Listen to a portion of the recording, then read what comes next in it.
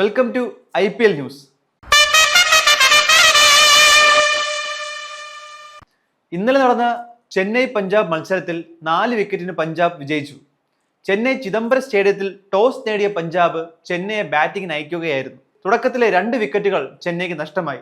Sam കറണും ബേവ്സും ചേർന്ന് മികച്ച ഇന്നിംഗ്സുകൾ പുറത്തെടുത്തു. ചെന്നൈ ഒരു മികച്ച സ്കോറിലേക്ക് കുതിച്ചു. എന്നാൽ ചെന്നൈ നിരയിൽ ജഡേജ നിറം മങ്ങിയ പ്രകടനമാണ് പുറത്തെടുത്തത്. സാം കറന്റെ 4 സിക്സ് ഉൾപ്പെടെ 47 ബോളിൽ 88 റൺസ് അടിച്ചുകൂട്ടി ക്രീസ് വിടുമ്പോൾ ചെന്നൈയുടെ ടോട്ടൽ 200 കടക്കാനുള്ള എല്ലാ സാധ്യതയും ഉണ്ടായിരുന്നു. 127-ൽ 5 എന്ന നിലയിൽ നിന്ന് ചെന്നൈയെ തകർച്ചയിലേക്ക് കൂപ്പുകുത്തിച്ചത് IPLലെ രണ്ടാമത്തെ ഹാട്രിക് നേട്ടം ഉൾപ്പെടെ 4 വിക്കറ്റുകൾ നേടിയ ചഹലിന്റെ മാന്ത്രിക ബോളിംഗ് ആയിരുന്നു. 190-ൽ ചെന്നൈ ഓൾ ഔട്ട് ആവുകയായിരുന്നു. മറുപടി ബാറ്റിംഗ് ഇറങ്ങിയ പഞ്ചാബ് മികച്ച രീതിയിൽ തന്നെ ബാറ്റ് ചെയ്തു.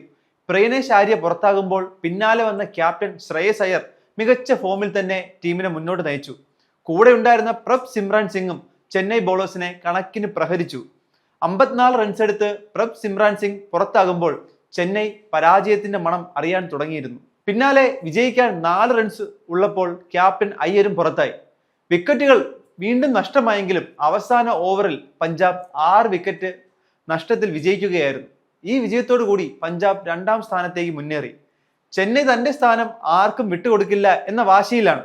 10ാം സ്ഥാനം ഇപ്പോഴും അലങ്കരിക്കുന്നു. 4 സിക്സ് ഉൾപ്പെടെ 41 ബോളിൽ 75 റൺസ് എടുത്ത ക്യാപ്റ്റൻ ശ്രേയസ് അയ്യർ തന്നെയാണ് പ്ലെയർ ഓഫ് ദ മാച്ച്. ഇന്ന് നടക്കുന്ന മത്സരത്തിൽ മുംബൈ രാജസ്ഥാനെ നേരിടും. പോയിന്റ് പട്ടികയിൽ മുന്നിലുള്ള മുംബൈയെ രാജസ്ഥാന് പരാജയപ്പെടുത്താൻ സാധിക്കുമോ? രാജസ്ഥാന്റെ പുത്തൻ താരോദയം 14 വയസ്സുകാരൻ വൈഭവ് സൂര്യവംശി എങ്ങനെ നേരിടും ബുംറയെയും ബോൾട്ടിനെയും? നമുക്ക് കണ്ടു തന്നെ അറിയാം. പ്രേക്ഷകർ കാണാൻ കാത്തിരിക്കുന്നതും ബുംറയെ നേരിടുന്ന സൂര്യവംശിയെ തന്നെയാണ്. എന്താണ് നിങ്ങളുടെ പ്രഡിക്ഷൻ? ഈ 14 വയസ്സുകാരൻ പയ്യൻ ബുംറയെ സിക്സറിന് പായിക്കുമോ? നിങ്ങളുടെ പ്രഡിക്ഷൻ കമന്റിലൂടെ ഞങ്ങളെ അറിയിക്കും.